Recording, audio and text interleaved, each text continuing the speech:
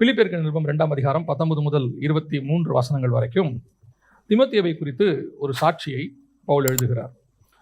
இந்த வசனத்தில் தீமோத்தேயுவுக்கு அவர் கொடுக்குற அநேக சாட்சிகள் இருந்தாலும் அதில் மிக முக்கியமாக ஒரு விஷயத்தை நாம் கவனிக்க வேண்டியிருக்கிறது. 2 வாட்டி அவர் சொல்கிறாரு. 19வது வசனத்தில், சீக்கிரமாய் தீமோத்தேயுவை உங்களிடத்தில் அனுப்பலாம் என்று கர்த்தராகிய இயேசுவுக்குள் நம்பி இருக்கிறேன் அப்படின்னு இருக்கு. அடுத்து 23ஆம் வசனத்தில், என் காரியங்கள் இன்னபடி நடக்கும் என்று நான் அறிந்தவுடனே அவனை அனுப்பலாம் என்று நினைத்திருக்கிறேன்.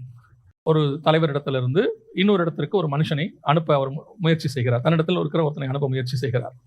இந்த அனுப்பப்படுகிற மனுஷன் எப்படிப்பட்டவனாக இருக்க வேண்டும், அவனுக்கு என்ன குவாலிஃபிகேஷன் என்பதுதான் இந்த இடத்துல பவுல் நமக்கு சொல்லிக் கொடுக்கறதான மிக முக்கியமான விஷயம். அவரிடத்துல அநேக சீஷர்கள் இருக்கிறார்கள். நமக்கு எல்லாருக்குமே தெரியும், பைபிளில் பவுலிடத்துல அநேகர் இருக்கிறார்கள். அத்தனை பேரிலும் அவர் சொல்ற ஒரு வார்த்தை, என்னை போல மனதுள்ளவன் அவனை என்று வேறு ஒருவனும் என்னிடத்தில் இல்லை அப்படிங்கிறார். அப்போ தேவன் அனுப்புகிறதற்கு, இந்த அனுப்புகிறவன் அப்படிங்கிறதுக்கு என்ன அர்த்தம் அப்படின்னு கேட்டீங்கன்னா, நீங்க அப்போஸ்தலர்கள் அப்படின்ற வார்த்தையை கவனிக்கிறீங்க இல்லையா? அப்போஸ்தலர் அப்படிங்கிற வார்த்தைக்கு என்ன அர்த்தம் அப்படின்னு கேட்டீங்கன்னா, அனுப்பப்படுகிறவர்கள். இந்த அனுப்பப்படுகிறவர்கள் எப்படிப்பட்டவர்களாக இருக்க வேண்டும் என்று வேதம் சொல்லுது.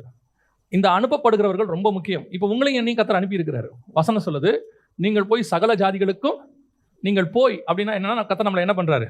அனுப்புறாரு. நம்ம அத்தனை பேருமே அனுப்பப்பட்டவர்கள். அதில் பிரத்யேகமாக அப்போஸ்தலர்களுக்கு அப்படி ஒரு பேரே இருக்கிறது, அனுப்பப்படுகிறவர்கள் அப்படின்னு இருக்கு. அவங்க வேலையை அவங்க அந்த 1ஆம் நூற்றாண்டில் செஞ்சு முடிச்சிருக்கிறாங்க அப்போஸ்தலர்கள். இப்போ இன்னொரு காரியத்தை நீங்கள் பார்த்தீங்கன்னு சொன்னால், அதுக்கு முன்னாடி பிதாவாகிய தேவன் இயேசு கிறிஸ்துவை பூமிக்கு என்ன செய்கிறாரு? அனுப்பி வச்சிருக்கிறார். அவர் தான் தன்னுடைய குமாரனை அனுப்பி நம்மளை மீட்கும்படி. இப்போ ஒரு ஓமையில் அவர் சொல்றாரு, அநேக ஊழியர்களை அந்த தோட்டத்தின் எஜமான் அனுப்பினான். அவர்கள் ஒரு சிலரை அடித்தும், ஒரு சிலரை கொலை செய்தும், ஒரு சிலரை கல்லெறிந்தும் போட்டார்கள். கடைசியாய் என் குமாரனை அனுப்பினால் அவர்கள் பயப்படுவார்கள் என்று சொல்லி அவன் குமாரனை அனுப்பினான். அவர்களோ அந்த குமாரனை சுதந்திரவாளி என்று சொல்லி பிடித்து அடித்து கொலை செய்து போட்டார்கள். தோட்டத்துக்கு புறமே கொலை செய்து போட்டார்கள். இது யாரை பற்றி சொல்லப்பட்டிருக்கிறது? இயேசு பற்றி சொல்லப்பட்டிருக்கு. அப்போ இயேசு கிறிஸ்துவும் பிதாவினாலே நமக்கு அனுப்பப்பட்டவர். இயேசு கிறிஸ்து அப்போஸ்தலர்களை அனுப்பி வைக்கிறார். அந்த அப்போஸ்தலர்களில் ஒருத்தர் தான் யாரு? பவுல்.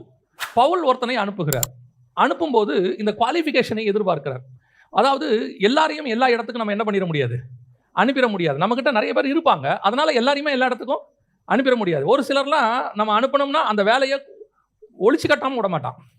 நம்ம அனுப்பின வேலையை கம்பல்சரி ஒழிச்சு கட்டிட்டு தான் மறு வேலை பார்ப்பான்.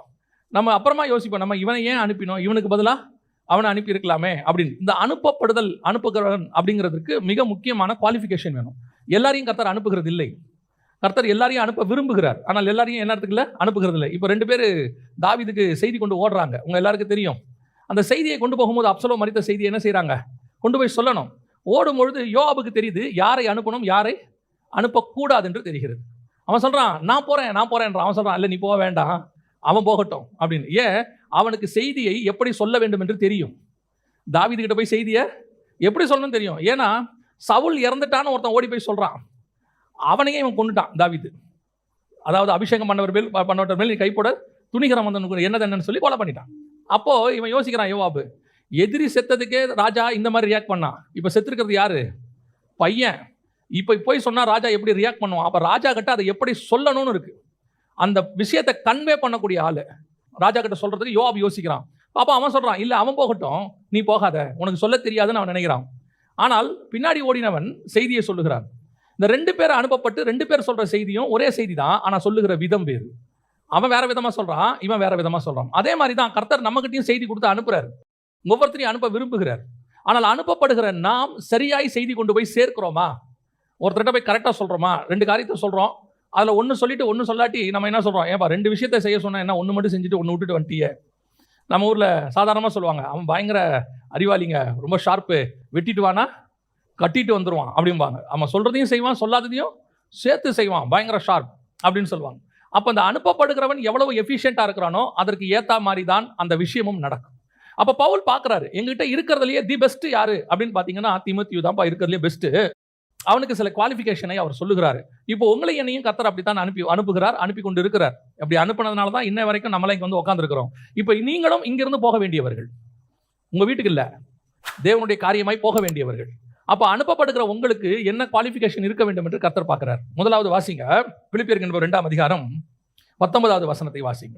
அன்றியும் நானும் உங்கள் செய்திகளை அறிந்து மனத்தேறுதல் அடையும்படிக்கு சீக்கிரமாய் தீமோத்தேயுவை உங்களிடத்தில் அனுப்பலாம் என்று கர்த்தராகிய இயேசுக்குள் நம்புகிறேன். முதலாவது, நான் அனுப்புகிறவன் சொல்லுகிற செய்தி, அவன் திருப்பி எனக்கு கொண்டு வரக்கூடிய செய்தி எப்படிப்பட்டதாக இருக்க வேண்டும்? எனக்கு மனத்தேறுதல் உண்டாக்கக்கூடியதாக இருக்க வேண்டும்.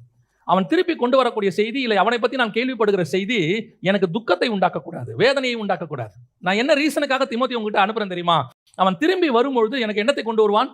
மனத்தேறுதலை கொண்டு வருவான். இப்போ நீங்கள் எப்படி இருக்கீங்க, ஏதா இருக்கீங்கன்னு எனக்கு தெரியாது. அவனுடைய நம்பிக்கையை பாருங்க. இருக்கிறவன் தப்பா இருப்பான், எனக்கு தெரியாது. நீங்க எப்படி இருப்பீங்கன்னு எனக்கு தெரியாது. ஆனா எனக்கு ஒரு நம்பிக்கை இருக்கு. திரும்பி வரும்போது தீமோத்தேயு என்ன செய்வான் தெரியுமா? எனக்கு மனத்தேறுதல் உண்டாக்குற செய்தியை தான் கொண்டு வருவான். அவன் திரும்பி வரும்போது எனக்கு துக்கமான செய்தி கொண்டே வரமாட்டான். அப்ப என்னங்க அர்த்தம்? அங்க துக்கமா இருந்தாலும் தீமோத்தேயு வந்து பொய் சொல்லுவானா?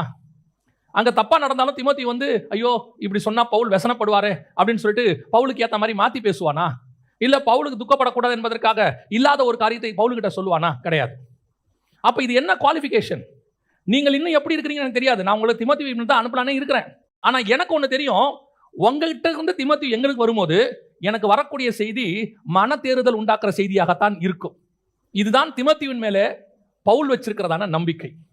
இப்போ தேவன் ஆதாமை அனுப்புகிறார், பூமிக்கு உருவாக்கி கொடுக்கிறார். ஆனால் ஆதாமை குறித்து வசனம் என்ன சொல்லுது? வாசிங்க. ஆதியாகமத்தின் புஸ்தகம் 6ஆம் அதிகாரம் 6வது வசனத்தை வாசிங்க பார்ப்போம். தாம் பூமியிலே மனுஷனை உண்டாக்கினதற்காக கர்த்தர் மனஸ்தாபப்பட்டார், அது அவர் இருதயத்துக்கு விசனமாயிருந்தது. நான் ஒரு ரீசனுக்காக ஆதாமை அனுப்பினேன், ஒரு நோக்கத்துக்காக அனுப்பினேன். ஆனா அவனை பத்தி எனக்கு வர செய்தி எனக்கு எப்படி இருக்கு? அந்த மனித சமுதாயத்தை பத்தி, அந்த அவங்கள பத்தி எனக்கு வர நியூஸ் எப்படிப்பட்டதா இருக்குது? விசனமா இருக்கு.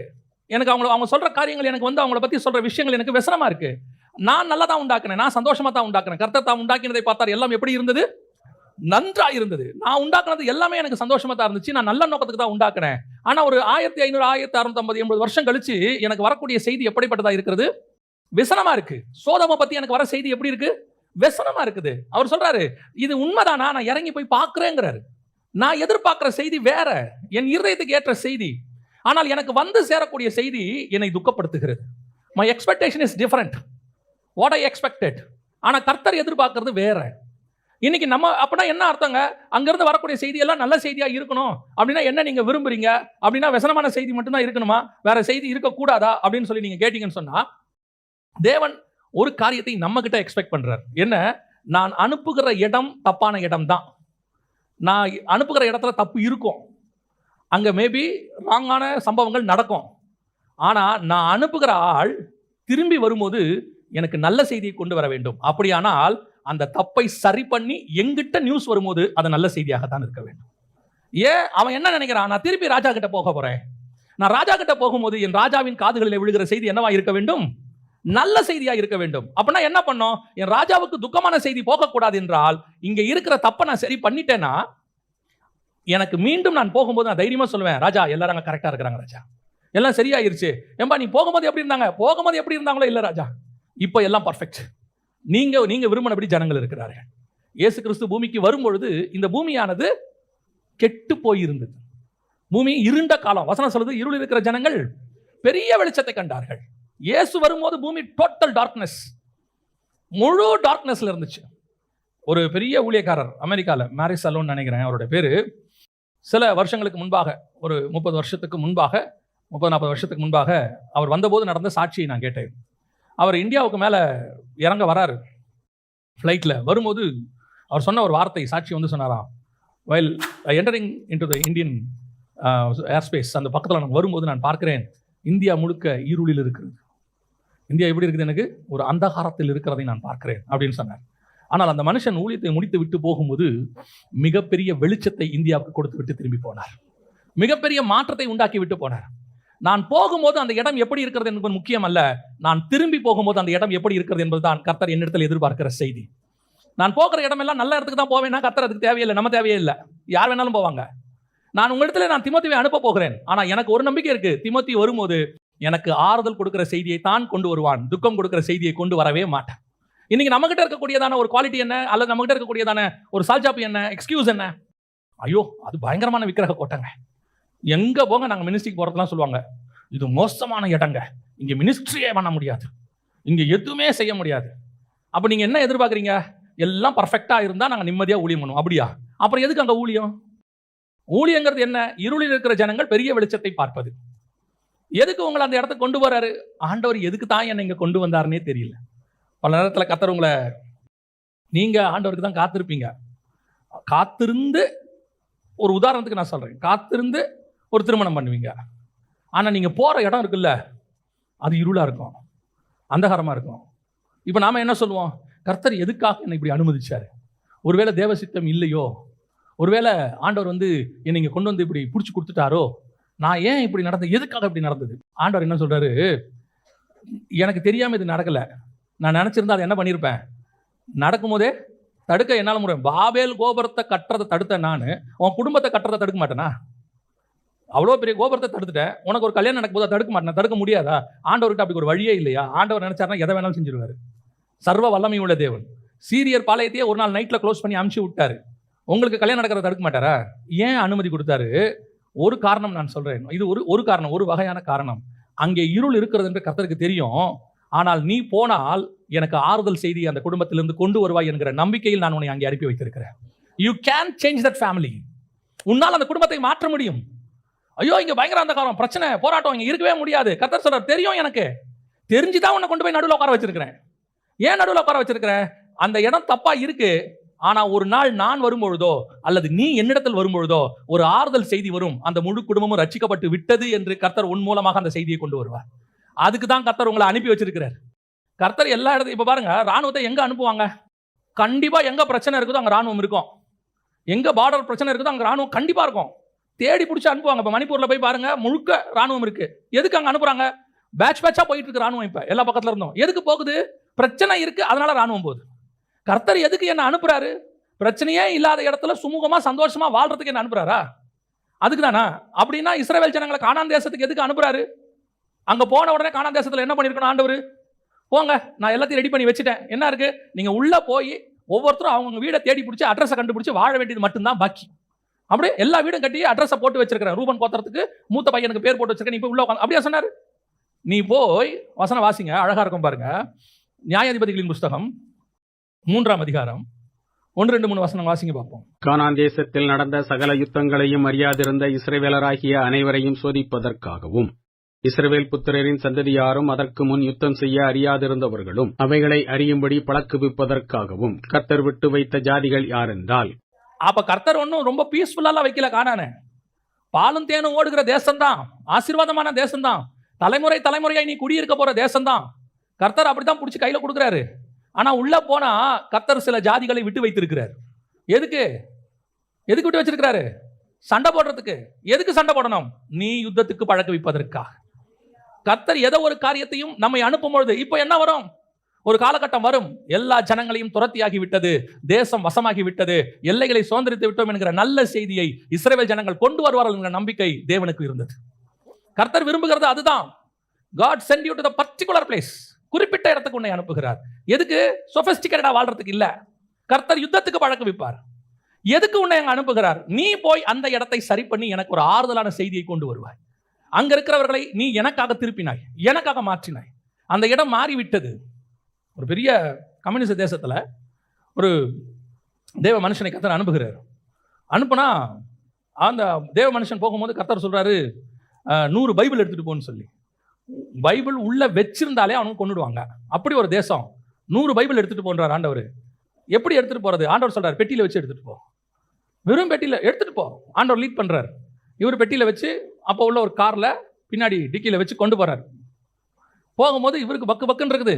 ஏன்னா இவர் எங்கேயும் மறைச்சு வைக்கல, ஒன்றும் வைக்கல, நார்மலா பெட்டியில வச்சு கார்ல வச்சிருக்கிறார். இப்போ ஆண்டவர் சொல்றாரு, போ. அங்க போய் நிறுத்துறாங்க, செக் போஸ்ட்ல நிறுத்துறாங்க, காரை ஃபுல்லா செக் பண்றாங்க. இவர் கார்லயே உட்காந்துருக்காரு, சோத்திரம் சோத்திரம் மனசுல சொல்லிட்டு இருக்கிறார். போய் திறக்கிறாங்க, பார்க்குறாங்க, பெட்டியை திறக்கிறாங்க, திருப்பி பெட்டியை மூடுறாங்க, காரை மூடுறாங்க. சரி போங்க சார். என்னடா நடந்துச்சு, என்ன நடந்துச்சு? உள்ள போய் பார்த்து இவர் போய் இறங்குறாரு, பைபிள் அப்படியே இருக்கு. இவர் ஆண்டவர்கிட்ட கேட்குறாரு, ஆண்டவர் சொன்னார், அதெல்லாம் நான் பார்த்துக்கிறேன், நீ போ உள்ள. இவருக்கு பெரிய சந்தோஷம். ஓ, ஆண்டவர் பைபிளை மறைச்சு நம்மளை கூப்பிட்டு வந்திருக்கிறாரு, மிராக்கல் அப்படின்னு. உள்ள போய் அங்கே ஆண்டவர் சொன்ன ஆட்களுக்கெல்லாம் பைபிள் டிஸ்ட்ரிபியூட் பண்ணி எல்லாம் பண்ணா இவரை பிடிச்சி விட்டாங்க, சுவிசேஷம் சொன்னாருன்னு. இவருக்கு ஒரு பெரிய நம்பிக்கை, பைபிளை மறைச்ச ஆண்டவர் நம்மளையும் மறைப்பாரு. சாத்துனாங்க.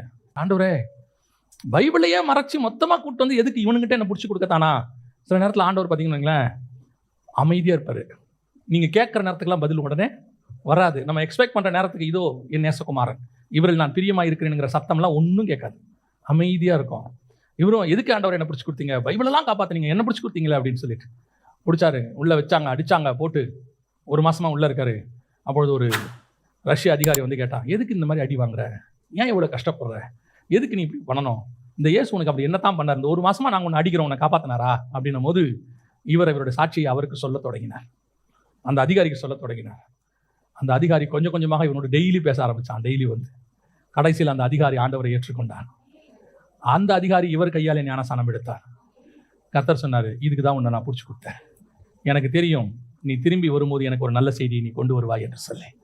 நான் அனுப்புகிற இடம் ராங் பிளேஸ் தான், நான் அனுப்புகிற இடம் தப்பான இடம் தான். உங்கள் எக்ஸ்பெக்டேஷன் எது வேணாலும் இருக்கும். நான் போகிற இடம் அப்படி இருக்கும், நான் போகிற இடம் இப்படி இருக்கும், அது பாலும் தேனும் ஓடுற தேசம். ஆமாம், பாலும் தேனும் ஓடுற தேசம் தான் கையை பிடிச்சி கொடுப்பாங்க. உள்ளே போனால் ராட்சதர்கள் இருப்பாங்க. என்ன ஆண்டவரே ராட்சதர் இருக்கிறான், நான் தான் விட்டு வச்சிருக்கிறேன். ஏன் கொஞ்சம் யுத்தத்துக்கு உன்னை பழக்க வைக்க வேண்டி இருக்கிறது, உனக்கு பொறுமையை சொல்லிக் கொடுக்க வேண்டி இருக்கிறது, உனக்கு அமைதியை சொல்லிக் கொடுக்க வேண்டி இருக்கு. நம்ம என்ன செய்யறோம் தெரியுமா, ராட்சதனை ஜெயிக்கிறதுக்கு பதிலாக நம்ம ராட்சதனை மாறிடுறோம். ராட்சதன் நம்மளை பார்த்து பயப்படுறான். நம்மளை ஆண்டவர் எதுக்கு அனுப்பி வச்சாரு, அங்கிருந்து நல்ல செய்தியை கொண்டு வருவோம். நம்ம போய் நம்ம நடந்துக்கிற விதம் கேட்டா என்ன சொல்றது, இவங்களோட வாழவே முடியாது, இவங்களோட இருக்கவே முடியாது. ஆண்டவர் சொல்வார், இல்லை நீ இரு. ஏன் இரு, நீ அங்க இரு, முதல்ல நீ மாறு, உன் மூலமாய் அந்த இடம் மாறும், ஒரு நாள் மொத்தமும் மாறி இருக்கும். சில நேரத்தில் கர்த்தர் சிலரை விட்டு வைக்கிறது யுத்தத்துக்கு பழக்க வைக்கிறதுக்கு. ஆண்டவர் நம்மளை ஒரு குடும்பத்துக்கு அனுப்புறது, ஒரு வேலைக்கு அனுப்புறது, ஒரு இடத்துக்கு அனுப்புறது, அதை உடைச்சிட்டு வரதுக்கு இல்லை, அதை கட்டி கொண்டு வருவதற்கு. கண்டிப்பாக ராங் பிளேஸ் தான் இருப்பாங்க, ராங் பர்சன் தான் இருப்பாங்க. அவர் பிலிப்பியருக்கு எழுதும்போது அப்படிதான் சொல்றாரு, எனக்கு அங்கே நிலைமை என்னன்னு தெரியாதுப்பா, ஆனால் எனக்கு ஒன்று மட்டும் தெரியும் தீமோத்தேயுவை பற்றி, உங்களை சரி பண்ணி திரும்பி வரும்போது எனக்கு ஆறுதல் செய்தி தான் கொண்டு வருவான். நான் கொரிந்தியர்கிட்ட வரும்போது தப்பான செய்தியை கேட்டேன், கலாத்தியர்கிட்ட வரும்போது தப்பான செய்தியை கேட்கிறேன், கொரிந்தியருக்கு வரும்போது உபதேசத்தில் மாறி போகிறார்கள் என்று சொல்லி நான் பார்க்கிறேன், கலாத்தியருக்கு எழுதும்போது இவ்வளவு சீக்கிரம் நீங்கள் மாறி போகணும் நான் எதிர்பார்க்கவில்லைன்னு சொல்றான். ஒவ்வொரு இடத்துக்கிட்ட இருந்து வரக்கூடிய நியூஸ் எனக்கு ராங் நியூஸா இருக்கு, ஆனா எனக்கு ஒரு நம்பிக்கை இருக்கு, பிலிப்பிலிருந்து வரும்போது நல்ல நியூஸ் வரும். ஏன்னா பிலிப்பை குறித்து எனக்கு நம்பிக்கை இருக்கோ இல்லையோ தெரியாது, தீமோத்தேயுவை குறித்து எனக்கு நம்பிக்கை இருக்கிறது. அவன் நான் அனுப்பி வைத்தால் திரும்பி வரும்போது சரியாகத்தான் கொண்டு வருவான். சில இடத்தெல்லாம் பாருங்க, எவ்வளவு ஒரு கிரிட்டிக்கலான பொசிஷன் இருந்தால் ஆஃபீஸில் ஒரு பர்டிகுலர் பர்சன் அனுப்பி வைப்பாங்க, பர்டிகுலர் பர்சன் அனுப்புவாங்க. அவங்க அந்த மேனேஜ்மெண்டோட நம்பிக்கை என்ன தெரியுமா, அந்த ஆள் போனால் என்ன பண்ணுவான், கன்ஃபார்மாக சரி பண்ணி கூட்டிகிட்டு வருவான், அவன் சால்வ் பண்ணிடுவாங்க பிரச்சனையை. அதுதான் மேனேஜ்மெண்ட் அவன் மேலே வச்சிருக்கிற நம்பிக்கை. அதே நம்பிக்கை இயேசுவின் மேலே பரலோகம் வச்சிச்சு. முழு பூமியும் கெட்டு போய் கிடக்குது. இப்போ என்ன செய்யலாம், கடைசியாய் குமாரனை அனுப்புவோம். ஏன், அவர் கண்டிப்பாய் சரி பண்ணி விட்டுத்தான் பூமியை விட்டு மேலே வருவார். இயேசுவும் அதே வேலையை சரியா செஞ்சுட்டு வந்தார். திரும்பி வரும் பொழுது பூமி அனைத்தையும் மாற்றி இருந்தார், எல்லாவற்றையும் அவர் சரி பண்ணி வச்சிருந்தார். அவர் குமாரன் கொண்டு போய் ராஜ்யத்தை பிதாவின் கையில் ஒப்படைத்தார்னு வசனம் சொல்லுது. அவர் இழந்து போனது ரட்சியத்தை எல்லாத்தையும் சரி பண்ணிட்டார். முதலாவதாக நம்மை கர்த்தர் அனுப்புகிற நோக்கம் எதுக்கு, கர்த்தருக்கு ஆறுதல் கொடுப்பதற்கு. நீங்க போகிற இடத்துல இருந்து கர்த்தருக்கு ஆறுதலான செய்தி தான் வரணும். திருப்பியும் சொல்றேன், நீங்க அனுப்புகிற இடம், கர்த்தர் உங்களை அனுப்புகிற இடம் பெர்ஃபெக்ட் கிடையாது, ராங் பிளேஸா இருக்கும். ஆனா அவருக்கு உங்க மேல ஒரு நம்பிக்கை இருக்கு, அதை நீங்கள் சரியாய் மாற்றுவீர்கள் என்கிற நம்பிக்கை இருக்கு. இப்ப யோசிச்சு பாருங்க, கணவன் மனைவி 2 பேரும் ரட்சிக்கப்பட்டிருக்காங்கன்னு வச்சுக்கோங்க.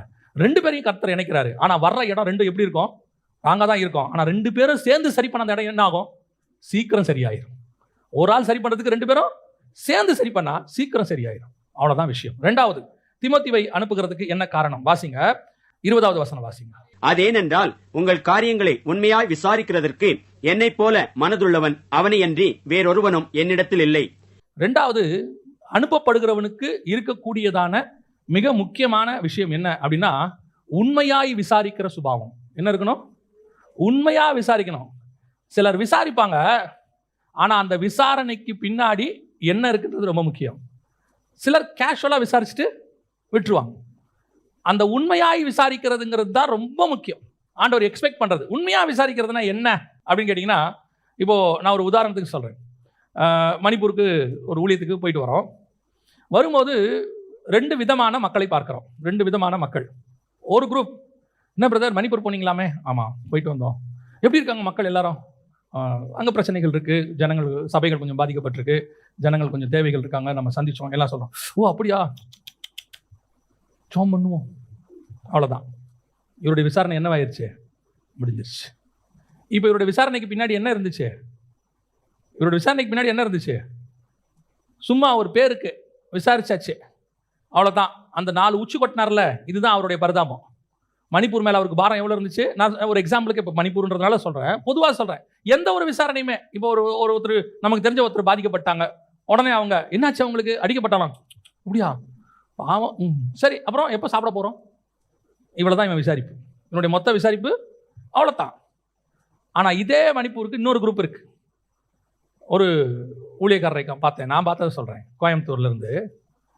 அவர் மிக கடினப்பட்டு இங்கேருந்து புறப்பட்டு அங்கே போய் அவர் எப்படி எப்படிலாம் வந்தார் நான் சொல்ல விரும்பலை, தேவையும் இல்லை நமக்கு. அவ்வளோ கஷ்டப்பட்டு அந்த ஜனங்களை போய் சந்தித்து அவங்களுக்கு தன்னுடைய தேவைகள், அவங்களோட தேவைகளை சந்தித்து, நான் சொல்லுவேன் அந்த இடத்துக்கு போயிட்டு வர்றது ஒரு வகையில் உயிரை பணையம் வைக்கிற விஷயம். அது எப்படி கிராஸ் பண்ணி எப்படி போகணுங்கிறதுலாம் சாதாரணமான விஷயம் இல்லை. அதை அவர் செஞ்சுட்டு திருப்பி வந்து சென்னைக்கு வரார். அவரை பார்க்குறோம். அவர் சொல்கிறார், விசா போனோம், பார்த்தோம், இந்த மாதிரிலாம் செஞ்சோம். இப்போ இவருக்கும் மணிப்பூர் விஷயம் கேள்விப்பட்டார், நம்மகிட்ட ஒருத்தர் கேட்டார், அவரும் கேள்விப்பட்டார். 2 பேர் விசாரிக்கிறதுக்கு என்ன இருக்குது? வித்தியாசம் இருக்குது. உண்மையாய் விசாரிக்கிறவன் அவன் விசாரிக்கும் போது அவன் இருதயம் அங்கே போய்விடும். ஏதோ ஒன்று செய்யணும், ஏதோ ஒன்று பண்ணணும். அவன் செய்யறானோ இல்லையோ அவன் இருதயத்தில் ஒரு பாரம் வந்துடும்.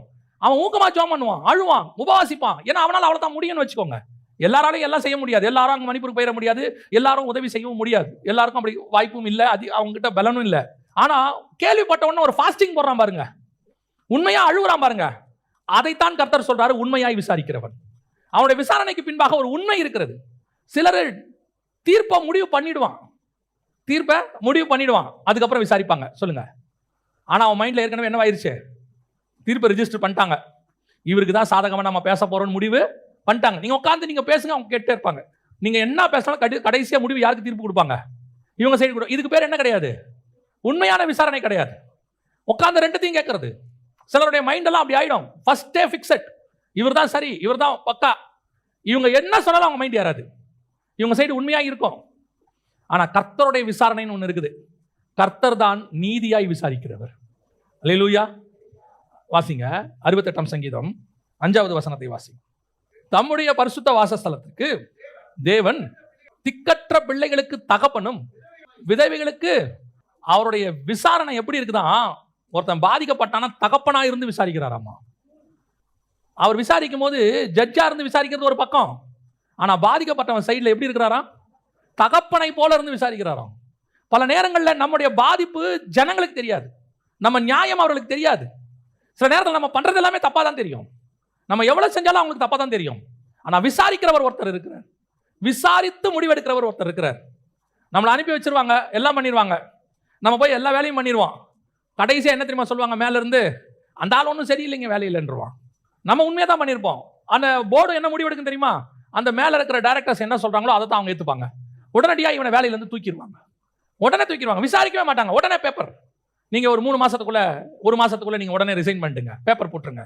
இப்போ இவர் கேட்பார், எதுக்கு? நான் நல்லா தானே ஒர்க் பண்ணேன், நான் இல்லை உங்க மேல கொஞ்சம் அலிகேஷன்ஸ் வந்துருக்குது. அப்போ அவர் சொல்வார், இல்லையா நீங்க என்ன விசாரிக்கவே இல்லையே, ஒன்றும் விசாரிக்கல, நாங்கள் விசாரிச்சிட்டோம் ஏற்கனவே. அவங்க அவன் யாரா இருப்பான்? நமக்கு எதிரியா இருப்பான், பேசுனதெல்லாம் அகைன்ஸ்டா இருக்கும். அப்போ விசாரிக்கிறவர் எப்படிப்பட்டவன்? அவன் சொல்றதை நம்புறவன், நம்ம சொல்றதை அவன் ஏறாது. சில நேரத்தில் சொல்லுவாங்க, ஏழையின் சொல் ஏற்றுக்கொள்ளப்படாது.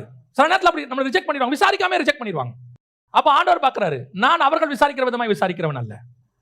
உன்னுடைய காரியங்கள் மனுஷனுக்கு தெரியாமலேயே போகலாம், சில நேரத்தில் நம்மளால தெரியப்படுத்தவே முடியாது. அப்படியே அது ஹிடன் ட்ரூத்தாவே இருக்கும். சில ஹிடன் ட்ரூத்னுவாங்க, மறைவான உண்மையாக இருக்கும். ஆனா கர்த்தர் சொல்றாரு, நான் நீதியாய் விசாரிக்கிறவன், என்னுடைய விசாரணை வேற விதமாக இருக்கும். வாசிங்க ஏசாயா 11:4 வாசி. இங்க நீதியின்படி ஏழைகளை விசாரித்து, யதார்த்தத்தின்படி. அப்ப கர்த்தருடைய விசாரணை ரொம்ப வித்தியாசம்.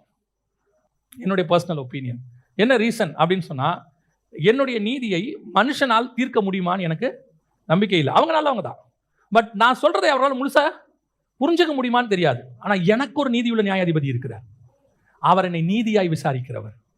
ஏன் தெரியுமா? இப்ப நம்ம போய் ஒரு ஜட்ஜி கிட்ட சொல்றோம், அவர்கிட்ட நம்மளால கரெக்டா கன்வே பண்ண முடியுமான்னு தெரியல, இல்ல நம்ம நியமிக்கிற வக்கீல் கரெக்டா கன்வே பண்ணுவாரான்னு தெரியல. ஜட்ஜி என்ன செய்வாரு? அவங்க சொல்றதை வச்சுதான் என்ன கொடுப்பாரு? தீர்ப்பு கொடுக்க போகிறாரு. ஸோ நம்மளோட நீதியை நம்மளாலேயே சரியா சொல்ல முடியுமான்னு தெரியாது. சிலர் செய்யாமையே வாய்ச்சாலத்திலே ஓட்டுவான், சிலர் செஞ்சிடுவான், அவனுக்கு வாய்ச்சாலமே இருக்காது, அதை ப்ரொபகண்டா பண்ண தெரியாது, எக்ஸ்போஸ் பண்ண வேண்டிய அவசியமும் இல்லை என்ன கேட்டா. ஆனா அவனுக்கு எக்ஸ்போஸ் பண்ணவும் தெரியாது. அவனை பார்த்தா எல்லாரும் சொல்லுவாங்க, இவருக்கு என்னங்க சும்மா அவர் ஏதாவது செஞ்சாராம்பா, அவன் உண்மையிலே செஞ்சிருப்பான், அது யாருக்குமே தெரியாது. அவன் 10 ரூபாயில் 5 ரூபாய் கொடுத்துருப்பான், இவன் 5000 ரூபாய் திருடிட்டு 50 ரூபா கொடுத்துருப்பான்.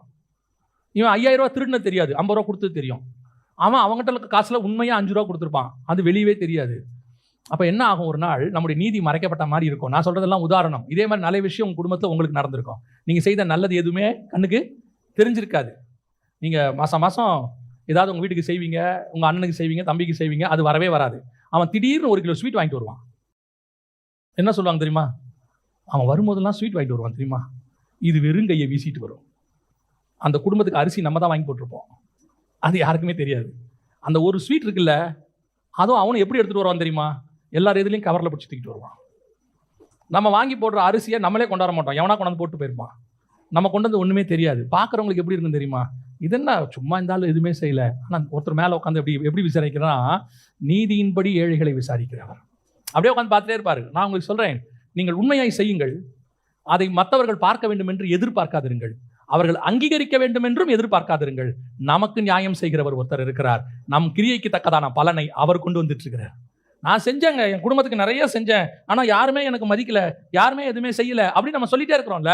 உண்மைதான், நம்ம அக்கா தங்கச்சிகளுக்கு செஞ்சிருப்போம், அண்ணன் தம்பிங்களுக்கு செஞ்சிருப்போம், என் நண்பர்களுக்கு செஞ்சிருப்போம், எதுவுமே ரிஜிஸ்டர் ஆயிருக்காது. ஏன் குடும்பத்துக்கு செய்வோம், நம்மளே குடும்பத்துக்கு இறங்கி எல்லாம் செய்வோம், எதுவும் ரிஜிஸ்டர் ஆகாது.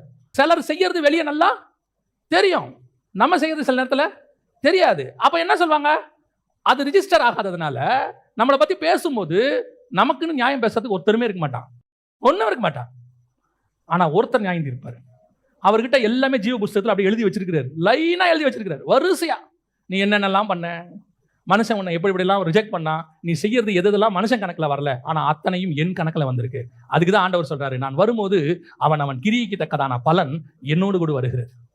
என்னோடு வருது, நான் கண்டிப்பாக கொண்டு வரேன். நீ அவன் அங்கீகரிக்கணும்னு செய்யவே செய்யாத, நீ செஞ்சுக்கிட்டே இரு. அங்கீகரிக்கிறவர் ஒருத்தர் இருக்கிறார். இவன் அங்கீகரிக்கிறான்ல, இவன் நாளைக்கே திருப்பி உன்னை திட்டினாலும் திட்டுவான்.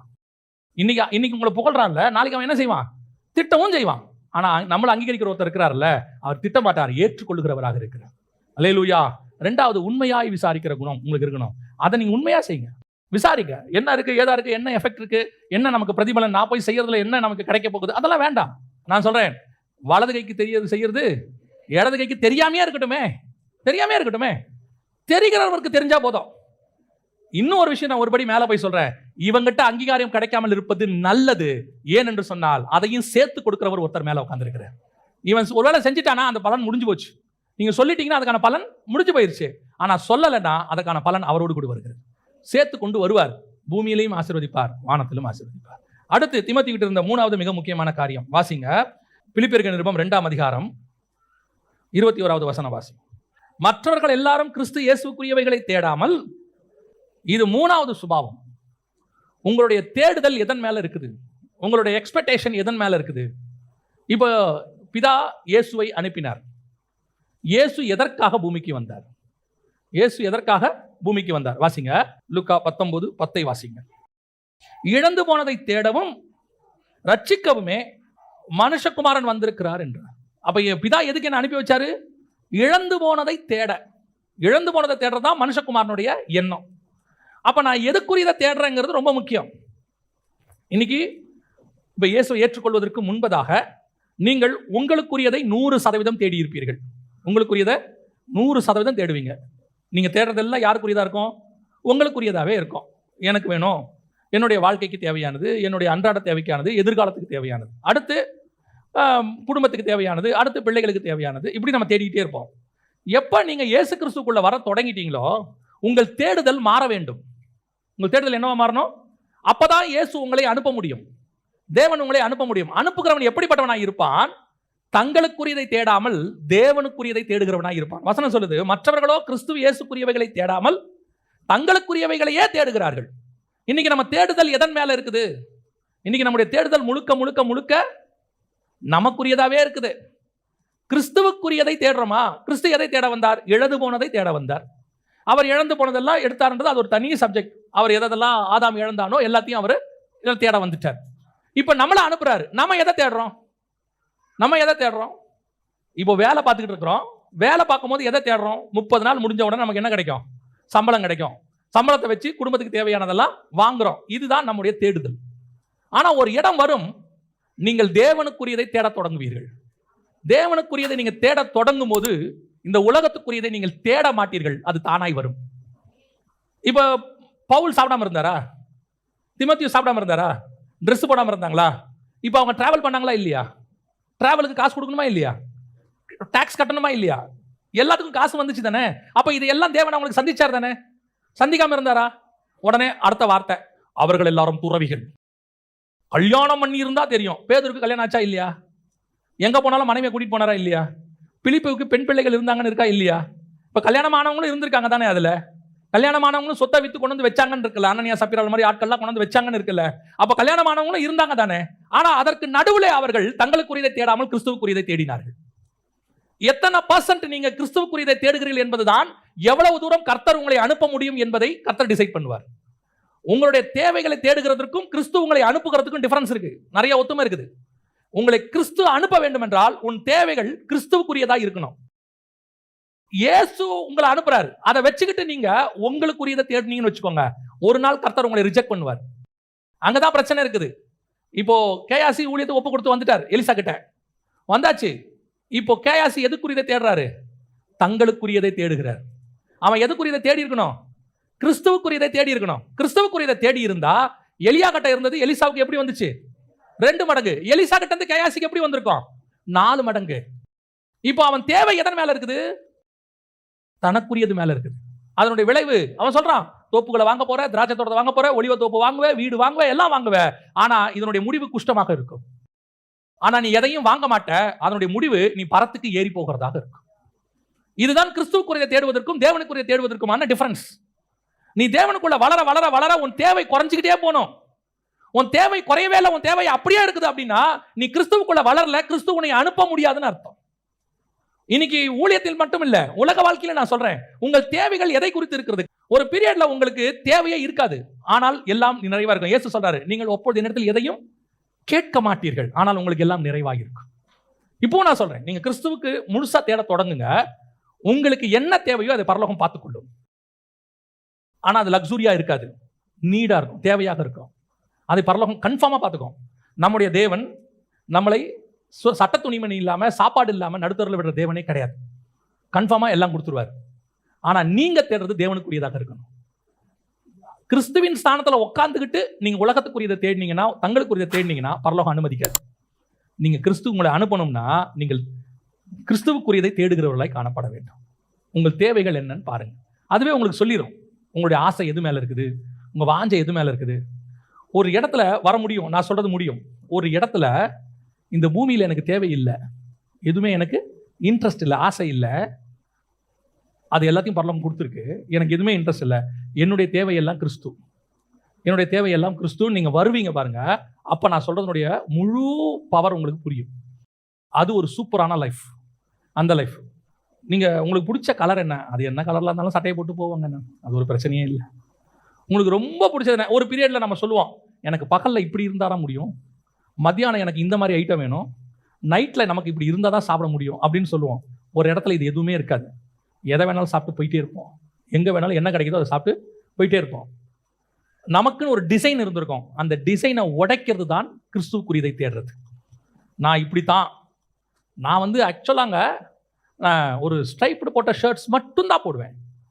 அது கூட பார்த்தீங்கன்னா இந்த பிராண்டில் இந்த குவாலிட்டியில் நான் போட்டு இன் பண்ணி, நான் இந்த பிராண்டு பெல்ட் இல்லாமல் வெளியவே வரமாட்டேன் அப்படின்னு சொல்லிட்டு இருந்த நம்ம கிறிஸ்துவுக்குள்ள வந்து கிறிஸ்துவுக்குரியதை தேட ஆரம்பித்த பிறகு உங்ககிட்ட இருந்து முதல்ல உடையிறதே அந்த பிராண்டு தான். ஏன் தெரியுமா? இந்த பிராண்டு உடைஞ்சாதான் நீங்கள் கிறிஸ்துவின் பிராண்டாக மாறுவீங்க. நீங்கள் கிறிஸ்துவுக்கு பிராண்டாக மாறணும். கிறிஸ்து தான் நம்ம பிராண்ட். அப்போ நீங்கள் பார்த்தீங்கன்னா நம்மளுடைய விருப்பம்னு ஒன்று இருக்காது, ஆனால் தேவை இருக்கும். அந்த தேவையை பரலோகம் சந்திக்கும். விருப்பத்துக்கும் தேவைக்குமான வித்தியாசம் அது. அதான் நம்முடைய தேவன் நமக்கு சொல்லிக் கொடுக்குறார். எதை தேடுகிறீர்கள்? மற்றவங்க எல்லாம் தங்களுக்குரிய தேடுறாங்க. அனுப்பி வச்சா போயிட்டு வரும்போது அவனுக்கு கொஞ்சம் எடுத்து வச்சுக்கிறான். ஆனால் தீமோத்தேயு அப்படி இல்லை. பவுல் கொடுத்தானா தங்கிட்ட இருக்கிறதையும் கூட போட்டு செஞ்சுட்டு எவ்வளோப்பா ஆச்சு? 1.5 லட்ச ரூபா செலவாச்சு. 1 லட்சம் தானே கொடுத்து விட்டேன், அதை பார்த்துக்கலாம் விடுங்க. இந்த 50,000 எங்கேருந்து வந்துச்சு? இருந்துச்சு விடுங்க. அதுக்கான கணக்கே சொல்ல மாட்டான். எப்படி செலவாச்சு, எங்கேருந்து வந்துச்சுன்னு சொல்ல மாட்டான். அதை அவன் தான் போட்டிருப்பான். அதை அவன் சொல்லவே மாட்டான், யோசிக்கவே மாட்டான். ஒரு சில கூட்டம் இருக்கு, 1 லட்சம் கொடுத்துருப்பான், 80,000 செலவு பண்ணியிருப்பான். 20,000 கணக்கே இருக்காது. என்ன கணக்குனே தெரியல, ஒரு 20,000 மிஸ் ஆகுது, எடுத்து வச்சிருப்பான். ஏன் இவ்வளோ தூரம் போயிட்டு வரோம், நமக்குன்னு ஒன்று வேணாமா? நம்ம பிள்ளைகளுக்குன்னு ஒன்று வேணாமா? கர்த்தர் பார்த்துட்டே இருப்பார். இதை கர்த்தர் பார்த்துட்டே இருப்பார். அதாவது நம்முடைய ஆண்டவர் ரொம்ப சென்சிட்டிவான ஆண்டவர். நீங்க யோசிக்கிறதுல தான் அவர் உங்களை டிசைட் பண்ணுவார். நீங்க செய்யறத வச்சு டிசைட் பண்ண மாட்டார். நீங்க என்ன யோசிக்கிறீங்க, உங்க மைண்ட் எதுக்கு பின்னாடி போகுது. உங்களை நம்பி ஆண்டவர் பணத்தை கையில கொடுக்குறாரு. அந்த பணத்துல 10 ரூபாய் இச்சித்தா கூட அவர் பார்த்துக்கிட்டே இருப்பாரு. ஆனா அதை நீங்க கொஞ்சம் கூட பொருட்படுத்தல, அதை கரெக்டா ஹேண்டில் பண்ணி தூசி மாதிரி தள்ளி பாருங்க, உங்ககிட்ட தான் கர்த்தர் லட்சத்துல கொண்டு வந்து கொட்டுவார், கோடியில கொண்டு வந்து கொட்டுவார். ஏன் தெரியுமா? அவன் அதெல்லாம் ஒரு பொருட்டாவே நினைக்க மாட்டாங்க. எதை கொடுத்தாலும் தூக்கி போட்டு போயிட்டே இருப்பான். உலகத்தின் ராஜ்யங்களும் மகிமைகளும் கொண்டு வந்து கொடுத்தாலும் அப்பாலே இப்போ சாத்தானேன்ட்டு அவன் போயிட்டே இருப்பான்.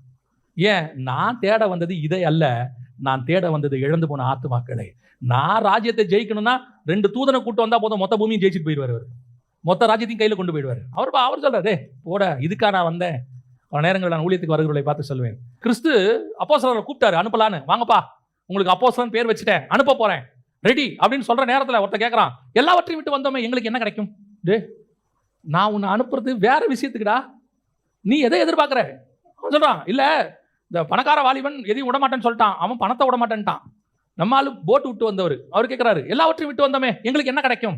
அப்போ ஆண்டவர் சொல்றாரு, 100 ரத்தினியை திருப்பி கிடைக்கும். ஓ அப்படியா? அடுத்த வசனம், இங்க இல்ல அங்க. அப்ப இங்க கிடைக்கும், வாங்க. என்ன கிடைக்கும்? உனக்கு விருப்பம் இல்லாத இடத்துக்கு ஒருத்தர் உன்னை கூட்டிக் கொண்டு போவான், உன்னுடைய அரைக்கட்சியை இன்னொருத்தன் கட்டுவான். என்ன சொல்ல வரீங்க? நீ எப்படி சாவ போறேன்னு சொல்றேன். என்ன இப்படி சொல்றீங்க? அவ்வளவுதான், வா, உன்னை நான் கூப்பிட்டது வேற விஷயத்துக்கு. நிறைய பேர் இப்ப கிறிஸ்துக்குள்ள வர்றதே எதுக்கு வரான் தெரியுமா? வரும்போது நீங்க அப்படிதான் வருவீங்க, நியாயம். ஏன்னா வனாந்தரத்துல நயம் காட்டி அழைக்கிறார். உள்ளே வரும்போது நீங்க அப்படிதான் வருவீங்க. என் வியாபாரத்தில் நஷ்டம் இருக்குது, நான் என் பிசினஸ் பயங்கரமா ஆசீர்வதிக்கப்படணும், கர்த்தர் ஆசீர்வதிச்சிருவார். இப்போ வருவார், ஆசீர்வதிச்சோன்னே, ஆண்டவரே நான் என்ன செய்யணும்? எல்லாவற்றையும் விட்டு என்னை பின்பற்றி வா. அப்புறம் எதுக்கு இதெல்லாம் கொடுத்தீங்க? நீ பிள்ளை உள்ளே வர மாட்டியா? வந்தாச்சுல்ல, வந்தாச்சு. நல்லா ஸ்வீட் சாப்பிட்டியா? சாப்பிட்டாச்சு. ஒரு டாக்டர் இருந்தார், அவர் சொன்னார், என்னென்ன வேணுமோ எல்லாம் சாப்பிட்டுக்கோங்க அப்படின்னாரு. அவர் அப்படி தான் சொன்னார். என்னென்ன வேணுமோ எல்லாம், இந்த ஹெல்த் ட்ரிங்க்னு ஒன்று குடிப்பாங்கல்ல, உடம்பு குறைக்கிறதுக்கு ஹெல்த் ட்ரிங்க்னு ஒன்று குடிக்கிறாங்க எல்லாரும். போன உடனே சிக்கன் மட்டன் கிட்டன் எல்லாம் வச்சுருக்காங்க. நான் நினச்சேன் நல்ல ஹெல்த் ட்ரிங்காக இருக்குது, இந்த மெத்தட் நல்ல மெத்தடாக இருக்குது. சிக்கன் லிட்டரலாகவே அன்றைக்கி கறி குழம்பு மீன் எல்லாம் வச்சுருக்காங்க, சூப்பராக இருக்கே, நம்ம இந்த ஹெல்த் ட்ரிங்கை ஃபாலோ பண்ணலான்னு சொன்னேன். அப்போ அவர், ஐயா நல்லா சாப்பிடுங்க யாருன்னாரு. எல்லாம் சாப்பிட்டு முடிச்சோன்னு சொன்னார், ஐயா நாளையிலேருந்து எதுவுமே கிடையாது, நாளையிலேருந்து ஃபுல் ரெஸ்ட்ரிக்ஷன், நான்வெஜ்ஜெல்லாம் தொடப்படாது. அதுக்கு தான் இன்றைக்கி உங்களுக்கு என்ன செஞ்சோம், எல்லாத்தையும் கொடுத்து கடைசியாக உங்களை நல்லா சாப்பிட வச்சோம் அப்படின்னாரு. அந்த மாதிரி தான் சில நேரத்தில் ஆண்டவர் உங்களுக்கு என்ன பண்ணுறாரு, ஃபுல் மீல்ஸ் போட்டு தான் கூப்பிட்டு வர்றாரு. உங்கள் கடன் அடைக்கப்படுகிறது, உங்கள் வியாபாரம் ஆசீர்வதிக்கப்படுகிறது, நீங்கள் கேட்டது நடக்கிறது. சோத்திரம், பிரைஸ் தி லார்ட், ஹல்லேலூயா. ஆண்டவரே நான் உமக்கு ஏதாவது செய்ய வேண்டும், என்ன செய்ய வேண்டும்? எல்லாவற்றையும் விட்டு என்னை பின்பற்றி வா. அப்புறம் எதுக்கு கொடுத்தீங்க? அப்போ கொடுத்தா தான் நீ வருவ. இப்போ நீ எல்லாத்தையும் விடு. இதுவரைக்கும் நீ தேடினது உனக்குரியது, இனிமேல் தேட வேண்டியது எனக்குரியது. நான் உன்னை அனுப்ப வேண்டும் என்றால் முதல்ல உனக்கு இருக்க வேண்டிய சுபாவம், 3வது கிறிஸ்துவுக்குரியதை தேடணும். கிறிஸ்து இழந்து போனதை ரட்சிக்கும்படி வந்தார். அவர் இருக்கிறதை எடுத்துக்கொள்ள வரவில்லை, இழந்ததை மீட்க வந்தார். இன்னைக்கு நாம எல்லாருமே எதை விரும்புகிறோம்? எதெல்லாம் இழக்க போகிறோமோ அதை தான் விரும்புகிறோம். நீங்கள் இந்த பூமியை விட்டு போகும்போது எதெல்லாம் இழக்க போகிறீங்களோ அத்தனையும் விரும்புகிறீங்க. ஆனால் எதை விரும்பணும்? இந்த பூமியிலிருந்து எதெல்லாம் இழந்திருக்கிறோமோ அதை நாம் விரும்புவேன். கடைசியாக ஒரு காரியம் நான் சொல்லிவிட்டு முடிக்கிறேன். வாசிங்கள், தீமோத்தேயுவுக்கு இருந்தான 4வது குடம், பிலிப்பியர்கள் நிருபம் 2ஆம் அதிகாரம் 22வது வசனத்தை வாசிங்க. தகப்பனுக்கு பிள்ளை ஊழியம் செய்வது போல அவன் என்னுடனே கூட சுவிசேஷத்தின் நிமித்தம் ஊழியம் செய்தான் என்று அவனுடைய உத்தம குணத்தை அறிந்திருக்கிறீர்கள். 2வது, அவனை அனுப்புகிறதுக்கு எனக்கு இருக்கிறதான மிக முக்கியமான 4வது சுபாவம் என்னவென்றால், தகப்பனுக்கு பிள்ளை ஊழியம் செய்வது போல அவன் எனக்கு ஊழியம் செய்தான். தகப்பன் பிள்ளைக்கு செய்வது நம்ம எல்லாருக்குமே தெரியும். அப்பா பசங்களுக்கு என்ன செய்யறாருங்கிறத நம்ம எக்ஸ்பிளைன் பண்ண வேண்டிய அவசியமே இல்லை. பிறந்ததுல இருந்து அப்பா காப்பாத்திக்கிட்டே வர்றாரு. ஆனா பிள்ளை தகப்பனுக்கு ஊழியம் செய்வதுன்னா என்ன? பிள்ளை தகப்பன் ஊழியத்துக்கு செய்வது போல அவர் செய்யணுமா? இப்ப நமக்கு அதுக்கு ஒரே உதாரணம், பிள்ளை தகப்பனுக்கு ஊழியம் செய்வது யாருன்னு கேட்டீங்கன்னா இயேசு கிறிஸ்து தான். அவர் ஒருத்தர் தான் பிதாவுக்கு ஊழியம் செய்யும்படி வந்தார். வாசிங்க, யோவான் எழுதின சுவிசேஷம் 17ஆம் அதிகாரம் 4வது வசனம் வாசி. பூமியிலே நான் உம்மை மகிமைப்படுத்தினேன், நான் செய்யும்படி நீர் எனக்கு நியமித்த கிரியைகளை நான் செய்து முடித்தேன். எனக்கு என்ன சொன்னீங்களோ அதை நான் செஞ்சுட்டேன்பா. இதுதான் பிள்ளை தகப்பனுக்கு செய்ய வேண்டிய ஊழியம். பிதாவாகிய தேவன் இயேசு கிறிஸ்துவை எதற்காக சிருஷ்டித்தார்னே இருக்கு பைபிள்ல. பிதாவாகிய தேவன் இயேசுவை எதற்காக சிருஷ்டித்தார் அப்படின்னு கேட்டீங்கன்னா வசனம் சொல்லுது, அவர் சிலுவையில் பலியாகிறதுக்காகவே சிருஷ்டித்தாராம். உலக தோற்றம் முதல் அடிக்கப்பட்ட ஆட்டுக்குட்டி இயேசு கிறிஸ்துவை எதற்காக பிதா உருவாக்குறாருன்னா, அந்த ஆள் தத்துவம், இயேசுங்கிற ஆள் தத்துவம் எதற்காக உருவாக்கப்பட்டதுன்னா ஃபார் த குரூசிஃபிகேஷன். அப்ப இயேசு அப்படிங்கிற ஒரு நாமமும் இயேசுங்கிற ஆள் தத்துவமும் பூமிக்குள் வந்ததே பிதாவின் சித்தத்தை செய்து முடிப்பதற்கு. அவர் என்ன சொன்னாரோ அத்தனையும் செஞ்சு முடிச்சாச்சு. நீங்க என்ன சொன்னீங்களோ அதை அப்படியே செய்கிறேன், அதை தாண்டி நான் வேற ஒன்றும் செய்ய மாட்டேன். ஆனா இன்னொரு பிள்ளை தகப்பனுக்கு ஊழியம் பண்றான். அவன் எப்படி செஞ்சிருக்கிறான் பாருங்க, வாசிங்க. லூக்கா 15:29 வாசிங்க. அவன் தகப்பனுக்கு பிரதியுத்தரமாக, தோ இத்தனை வருஷ காலமாய் நான் உமக்கு ஊழியம் செய்து ஒருவனும் உன்னுடைய கற்பனையை மீறாது இருந்தும் என் சிநேகிதரோட நான் சந்தோஷமாய் இருக்கும்படி. நல்லா கவனிங்க, இவன் தகப்பனுக்கு என்ன பண்ணியிருக்கிறான்? ஊழியம் பண்ணியிருக்கிறான். மூத்த குமாரன், நம்ம எல்லாருக்கும் தெரிஞ்ச சம்பவம். ஆனா அவன் பண்ணது எல்லாமே ஊழியம். அவன் சொல்றான், இது வரைக்கும் நீங்க சொன்னதுல ஒன்ன கூட நான் என்ன செய்யல, மீறவே இல்லை. நீங்க என்ன சொன்னீங்களோ அப்படியே பர்ஃபெக்ட்பா. பிள்ளை சொல்றான் அப்பாவை பார்த்து, நீங்க என்ன சொன்னீங்களோ அதே மாதிரி தான் நான் செஞ்சேன், ஒரு கற்பனை கூட மீறவில்லை. இது அப்படியே இயேசு கிறிஸ்துக்கு ஈக்குவல். அவன் சொன்னது இயேசு சொன்னதுக்கும் ஈக்குவல். அவர் சொல்றாரு, என் பிதா எனக்கு நியமித்தவைகளை எல்லாம் நான் வேறு வென்றையும் செய்யவில்லை, என் பிதாவின் சித்தத்தை செய்வதே என் போஜனமாக இருக்கிறது. நான் செய்யறது எல்லாமே எனக்கு பிதா என்ன சொன்னாரோ அப்படித்தான், மீறி நான் ஒண்ணுமே சொல்ல, செய்து முடித்தேன். ஆனா இயேசுவுக்கும் மூத்த குமாரனுக்கும் என்ன டிஃபரன்ஸ்? அவங்கிட்ட இன்னொரு லைன் சேர்த்து சொல்றான், என் கற்பனைகள் ஒன்றையும் நான் மீறவில்லை, அப்புறம் என் சிநேகிதரோட நான் சந்தோஷமா இருக்கும்படி. இவனுக்குள்ள ஒரு எதிர்பார்ப்பு இருந்திருக்கு, ஒரு எக்ஸ்பெக்டேஷன். என்னைக்காவது அப்பா நமக்கு ஒரு ஆட்டுக்குட்டியை கொடுப்பாரு, நம்ம போய் சந்தோஷமா இருக்கலாம். அவன் ஊழியம் செய்யல, அவனுக்கு ஒரு எதிர்பார்ப்பு இருந்திருக்கு. இந்த இப்படி அப்பாவுக்கு நம்ம கீழ்ப்படுகிறோமே, அதுக்கு அப்பா நமக்கு ஏதாவது செய்வாரு, ஃப்ரெண்ட்ஸோட இருக்கிறதுக்கு அப்பா கொடுப்பாரு, அப்பா நமக்கு ஏதாவது செய்வாரு. இப்போ இளையகுமாரனுக்கு எக்ஸ்பெக்டேஷனே இல்லை. இளையகுமாரன் வந்து சொல்றான், நான் உங்க வீட்டில் என்னவா இருக்கிறேன், வேலைக்காரனா இருக்கிறேன் போது அப்பா சொல்ற, அதெல்லாம் வேண்டாம், வா வந்து ஆட்டுக்குட்டியை அடிக்கிறார், எல்லாம் செய்யறாரு. இப்போ ஆட்டுக்குட்டியை அடிப்பாருன்னு அவனுக்கு எக்ஸ்பெக்டேஷன் இருந்துச்சா? இல்லை. அவன் வேலை செய்யத்தான் வந்தான். அவனுக்கு ஒரு எக்ஸ்பெக்டேஷன் இருந்துச்சு, எங்க அப்பா வீட்டுக்கு போனா எங்க அப்பா என்ன நல்லா பார்த்துப்பாரு. நாம செய்யற ஊழியத்தில் நமக்கு என்ன இருக்கக்கூடாது? எக்ஸ்பெக்டேஷன் இருக்கக்கூடாது. அதுதான் தீமோத்தேயுடைய ஸ்பெஷாலிட்டி. பவுலுக்கு ஊழியம் செய்வான், தகப்பனுக்கு செய்வது போல சொல்லுவான். ஏன்னா அப்பாவுக்கு எக்ஸ்பெக்டேஷனோட ஊழியம் பண்ணுவானா? எங்க அப்பாவுக்கு நான் இப்போ பணிவிடை செய்கிறேன், எங்க அப்பா எனக்கு சொத்தை பிரித்து கொடுக்கும்போது எனக்கு கொஞ்சம் எக்ஸ்ட்ராவாக கொடுப்பாரு, அப்படி நினச்சி நீங்கள் செஞ்சீங்கன்னா அந்த ஊழியம் சரியான ஊழியம் அல்ல. உங்கள் அன்பில் ஏதோ ஒரு ட்ராபேக் இருக்குன்னு அர்த்தம். சில நேரத்தில் சிலர் சொல்லுவாங்க, செத்துருவாங்க, கடைசி காலத்தில் நான் தான் வச்சு பார்த்தேன், எனக்கு ஒன்றுத்தையும் வச்சுட்டு போல. அப்போ இவன் எதுக்கு பார்த்தான்? ஏதாவது செய்வார்னு பார்த்தான். ஆனால் அப்போ நம்ம கேட்கணும்னு வச்சுங்க, அப்போ நீ அப்படி தான் அதுக்கு தான் பார்த்தியா? நான் அப்படியெல்லாம் பார்க்கல, ஆனாலும் செய்யணுமா இல்லையா? அவன் செய்கிறான், செய்யல, எனக்கு அது தேவையே இல்லை. ஏன்னா என் தகப்பனுக்கு ஊழியம் செய்கிறது அது எனக்கு நியமிக்கப்பட்ட கட்டளை, நான் செய்கிறேன், அவ்வளோதான். அது கர்த்தர் எனக்கு சொல்லி கொடுத்தது. இதுல எனக்கு எந்த எதிர்பார்ப்பும் கிடையாது. எக்ஸ்பெக்டேஷன் வந்துட்டா அதுக்கு பேர் வேலை. நான் செய்யறதுக்கு எனக்கு ஒரு பலனை எதிர்பார்த்தால் அதற்கு பேர் வேலை. இன்னைக்கு கிறிஸ்துவுக்கு கொடுக்கறதுல கூட கொஞ்சம் பேருக்கு எக்ஸ்பெக்டேஷன் இருக்கு. இவ்வளவு கொடுக்குறோம், ஆண்டவர் நமக்கு 100 அத்தனையா திருப்பி தருவார். அந்த ஆசையை அவங்க மைண்ட்ல அவங்க போடுறாங்க. ஒரு சிலர், நீங்களும் அந்த ஆசைக்குள்ள வந்துடுறீங்க. இவ்வளவு கொடுத்தா கர்த்தர் எனக்கு என்ன செய்வாரு? திருப்பி தருவார், 1000 மடங்கு தருவார், 100 மடங்கு தருவார். அவர் தந்தாலும் சரி, தரா விட்டாலும் சரி, நான் கிறிஸ்துவுக்கு செய்வதை செய்து கொண்டே இருப்பேன். ஏன்? நான் என் கிறிஸ்து என் தகப்பன், நான் அவரை நேசிக்கிறேன். நேசத்தினுடைய உச்சம் எதிர்பார்ப்பு கிடையாது, எந்த எக்ஸ்பெக்டேஷனும் கிடையாது. அவங்க செய்யணும், அவங்க எனக்கு பண்ணணும் அப்படின்னா நீ உண்மையான ஊழியம் செய்யவில்லை, நீ வேலை பார்க்குற. நான் எப்பவுமே சொல்வேன், ஒரு தகப்பனுடைய தாயினுடைய வேலை பிள்ளைகளை நல்லபடியாக வளர்த்து அனுப்புவது. அப்போ பிள்ளைகளை எதுக்கு வளர்த்து அனுப்புகிறோம்? நாளைக்கு அவங்க நம்மளை பார்க்கணும் இல்லையா? No expectation. அவன் பார்த்தாலும் சரி, அவன் பார்க்க விட்டாலும் சரி. பார்த்தா அவனுக்கு நல்லது, அது கிறிஸ்து அவனுக்கான பலனை கொடுப்பாரு. பார்க்காவிட்டால் அவனுக்கும் கிறிஸ்துவுக்கும் உள்ளது. என்னை பார்க்க போகிறவர் ஒருத்தர் இருக்கிறார், அவர் அதை செய்வார். நிறைய பேர் என்ன தெரியுமா, பிள்ளைகள் எப்படி இருந்தாலும் நாளைக்கு பார்ப்பாங்க. இன்னொரு குரூப் இப்படி இருக்கு, என்ன இருக்கு? கொஞ்சம் சொத்தெல்லாம் நம்ம கையிலே இருந்தால் தான் நாளைக்கு பிள்ளைங்க நம்மளை மதிப்பாங்க. கொஞ்சம் பணம் நம்ம கையில் இருந்தால் தான் பிள்ளைங்க என்ன செய்வாங்க? நம்மளை மதிப்பாங்க. பணம் மட்டும் நம்மகிட்ட இல்லைன்னா எந்த பிள்ளையும் மதிக்காது. நான் சொல்றேன், பணத்துக்காக ஒரு பிள்ளை உன்னை மதிக்கிறான் என்றால் அவன் சரியான பிள்ளை இல்லை என்று அர்த்தம். There is no expectation. அவன் செஞ்சாலும் சரி, செய்யா விட்டாலும் சரி, நான் செய்ய வேண்டிய வேலையை நான் செய்து கொண்டிருப்பேன். எனக்கு கொடுக்கப்பட்ட பொறுப்பை நான் செய்து முடிப்பேன். நாளைக்கு அவன் செய்யாம போனா நான் அவனை குறை சொல்ல வேண்டிய அவசியம் இல்லை. அது கர்த்தருக்கும் அவனுக்கும் உள்ளது. என் நம்பிக்கை இன்னைக்கு கண்மலையின் மேலே, முடிவு வரைக்கும் என் நம்பிக்கை கண்மலையின் மேலே மட்டும்தான். எனக்கு ஒத்தாசை வரும் பர்வதத்துக்கு நேரா தான் என் கண்களை ஏறெடுப்பேன். நடுவில் யாரை நோக்கி ஏறெடுக்க மாட்டேன். ஈசாக்கு வச்சு என்ன பாப்பான்னு 100 வயசுல ஆபிரகாம் பெற்றுக்கொள்ளவில்லை. ஈசாக்கு பார்த்தாலும் பார்க்க விட்டாலும் சர்வ வல்லமை ஒருத்தர் இருக்கிறாரு, அவர் என்னை பார்க்க வல்லமை உள்ளவராக இருக்கிறார். எனக்கு எப்பவுமே ஒரு பெரிய நம்பிக்கை உண்டு, கர்த்தர் காக்காவை கொண்டும் போஷிப்பார். கர்த்தர் விதவையை கொண்டும் போஷிப்பார். இந்த 2 பேருமே இல்லை, விதையும் இல்லை, காக்காவும் இல்லை.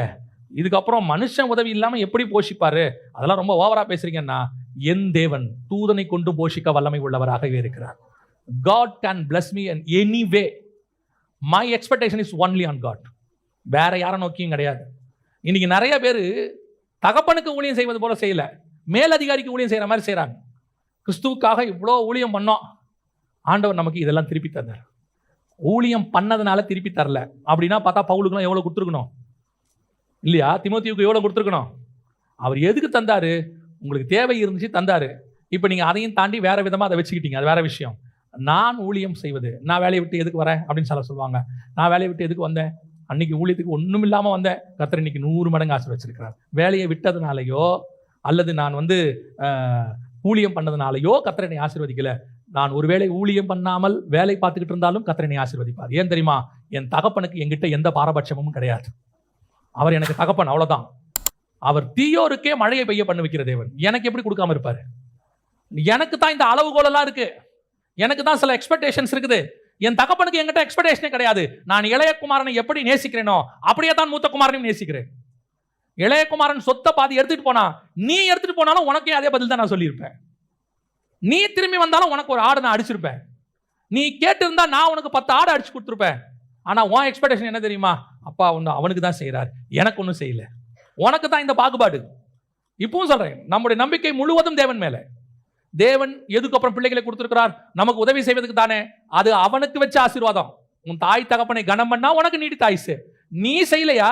என் பிள்ளையை நான் பாதுகாக்கிறேன். கர்த்தர் யாரை வச்சாலும் பாதுகாப்பார். கர்த்தர் யாரை கொண்டு பாதுகாக்க வல்லமை உள்ளவராக இருக்கிறார். ஏன் எக்ஸ்பெக்டேஷன் அது இல்லை. இவர் என்ன பார்த்துப்பாரு, என் பிள்ளைங்க என்ன பார்த்துப்பாங்க, எனக்கு இந்த இன்சூரன்ஸ் பணம் இருக்கு, ஒரு கவலையும் இல்லை, யாரும் என்னை பார்க்க தேவையில்லை, எனக்கு மாசம் 4000 ரூபாய் வருது, 10,000 ரூபாய் வருது, என்னால எனக்கு கையில ஒரு வேலை இருக்கு, எனக்கு சொந்தமா வீடு இருக்கு, 4 வீட்டு வாடகை வருது, யாரும் என்ன பார்க்க வேண்டாம். ஆண்டவர் சொல்வாரு, வீட்டு வாடகையை நம்பாத, உன் கையில் இருக்க கேஷை நம்பாத, இது எல்லாம் நிரந்தரமா உன்னை போஷிக்காது. நிரந்தரமாய் போஷிக்கிறவர் ஒருத்தர் இருக்கிறார். அப்ப நீ தேவனை தேடும் போது நோ எக்ஸ்பெக்டேஷன். யாருக்கு உதவி செஞ்சீங்கனாலும் எக்ஸ்பெக்டேஷனோட செய்யாதீங்க.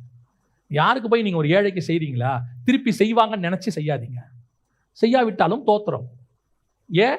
நான் எக்ஸ்பெக்டேஷனோட செய்யலையே. நீ செய்யலனா எனக்கு என்ன பிரச்சனை? நான் எதிர்பார்த்திருந்தா தானே எனக்கு பிரச்சனை. நான் தான் எதிரே பார்க்கலையே. நான் தகப்பனுக்கு செய்வது போல செஞ்சேன், தாய்க்கு செய்வது போல செஞ்சேன், நான் பிள்ளைகளுக்கு செய்வது போல செய்கிறேன். என் பிள்ளைகள் என்னை இவ்வளவு பார்க்கணும், இவ்வளவு கொடுக்கணும், இவ்வளவு நடத்தணும்ன்ற அவசியம் எனக்கு இல்லவே. நான் இப்போ தைரியமா சொல்லுவேன். ஏன்? என் நம்பிக்கை பிள்ளையின் மேல அல்ல, என் நம்பிக்கை என் தகப்பன் மேல இருக்கிறது. எனக்கு என்னை அழைத்தவர் மேல இருக்கிறது. செஞ்சா அவங்களுக்கு நல்லது, செய்யாவிட்டாலும் எனக்கு நல்லது. என் தேவனாகிய கர்த்தர் என்னை போஷிக்க வல்லமை உள்ளவராக இருக்கிறார். 18 வயசுல இந்த இயேசுவை கையை பிடிச்சேன். அன்னைக்கு ஒருத்தர் என்கிட்ட 18 வயசுல எங்க அண்ணன் ஒருத்தர் என்ன திட்டி ஒரு லெட்டர் போட்டார், சில பர்சனல் சொத்து விஷயங்களுக்கு. அன்னைக்கு நான் அவருக்கு ஒரு லெட்டர் போட்டேன். அண்ணே, 18 வயசுல நான் இயேசுவை கையை பிடிச்சிருக்கிறேன். நான் யாருக்கிட்டையும் எதையும் கேட்டதில்லை, இனிமேல் கேட்க போகிறதும் இல்லை.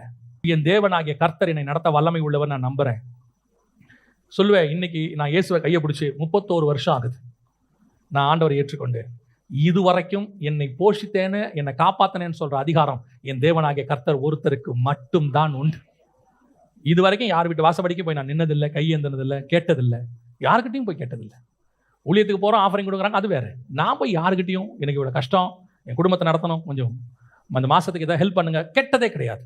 ஏன்னா என்னை அப்படி கேட்க விடாதபடிக்கு என் தேவனாகிய கர்த்தர் என்னை பாதுகாத்து கொண்டார். என் திறமை கிடையாது, எதுவும் கிடையாது. நான் வேலையே இல்லாமல் 2 வருஷம் இருந்திருக்கிறேன். அந்த 2 வருஷமும் பரலோகம் என்னை போஷித்திருக்கிறது. எல்லா சூழ்நிலையிலும் சொல்லுவேன், என் தேவனாகிய கர்த்தர் ஒருவரை தவிர வேறு ஒருவரும் என்னோடு இருந்ததில்லை. ஏன்னா என்னை அவர் போஷிப்பார்னு சொல்லி நான் அவர் கையை பிடிக்கல, அவர் என்னை நேசிச்சார்னு சொல்லி தான் கையை பிடிச்சேன். அவர் போஷிக்கவும் வல்லமை உள்ளவராக இருக்கிறார். இப்பவும் சொல்லுவேன், எனக்கு காக்கா எங்கிருந்து வேணாலும் வரும், எந்த இடத்துல இருந்து வேணாலும் காக்கா வரும்.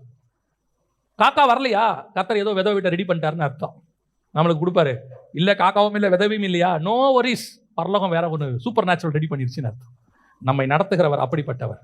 நீங்க தகப்பனுக்கு எந்த எக்ஸ்பெக்டேஷனும் இல்லாம ஆண்டவர்கிட்ட தேடுங்க. ஆனா கர்த்தர் செய்வார். அவர் செய்வாருங்கிறது அவசியம் அல்ல, செய்யறது அவருடைய வேலை. அவர் செஞ்சுட்டு போவார். தேவையான மண்ணாவை தேவையான நேரத்தில் தருவார். தேவையான கண்மலையிலிருந்து தண்ணி வரும். தேவைப்பட்டால் சில நேரத்தில் ஆண்டவர் யுத்தமும் செய்வார். ஆண்டவர் நமக்கு மேக ஸ்தம்பத்தை அனுப்புவார், அக்னி ஸ்தம்பத்தை அனுப்புவார். அதெல்லாம் அந்த நேரத்தில் என்ன தேவையோ அதெல்லாம் பரலோகம் 100% பார்த்துக்கொள்ளும். நம்ம வேலை எதுவாக இருக்கணும் தெரியுமா? எனக்கு முன்பாக ஒருத்தர் போய் கொண்டிருக்கிறார், நான் அவரையே பார்த்துக்கிட்டு இருப்பேன், அவர் என்னை கொண்டு போய் கானானிலே சேர்த்து விடுவார். என் எக்ஸ்பெக்டேஷன் அவர் மட்டும் அந்த ஒரு குறைவில்லாதபடிக்கு நடத்துவார். எனக்கு தேவன் எப்பவுமே நன்றாகத்தான் இருக்கிறார். அந்த தேவன் உங்களுக்கும் இருக்கிறார். நான் சாட்சியாக தான் உங்களுக்கு நான் சொல்கிறேன். நீங்கள் எந்த எதிர்பார்ப்பும் இல்லாமல் பண்ணுங்க, பரலோகம் அது கிள்ளி கொடுத்தா கூட அள்ளி கொடுத்ததுக்கு அளவு கூட அதிகமாக இருக்கும். நம்ம தேவனுடைய கை பெருசு, அவர் அப்படி அள்ளி போட்டாலே அது பெருசு தான். ஒரு நாளும் ஒரு எக்ஸ்பெக்டேஷனோட இவ்வளோ தூரம் ஊழியம் பண்ணுறோம், ஆண்டவர் ஏதாவது பார்த்து செய்வார், அதெல்லாம் வேணாம். நான் இயேசு ஏற்றுக்கிட்டேன், எனக்கு இயேசு இதெல்லாம் செய்வார், இல்லை இல்லை இல்லை. நான் எக்ஸ்பெக்டேஷனோட இயேசுக்கிட்ட வரவே இல்லை. ஒரு காலத்தில் இருந்தேன் அப்படி, உண்மைதான், நான் தேவையோடு வந்தேன். ஆனால் இப்போ என் தேவையெல்லாம் இயேசு தான், என்னுடைய எக்ஸ்பெக்டேஷன் எல்லாம் இயேசு தான், என்னுடைய முடிவு இயேசுவாகத்தான் இருக்கணும். அல்லேலூயா.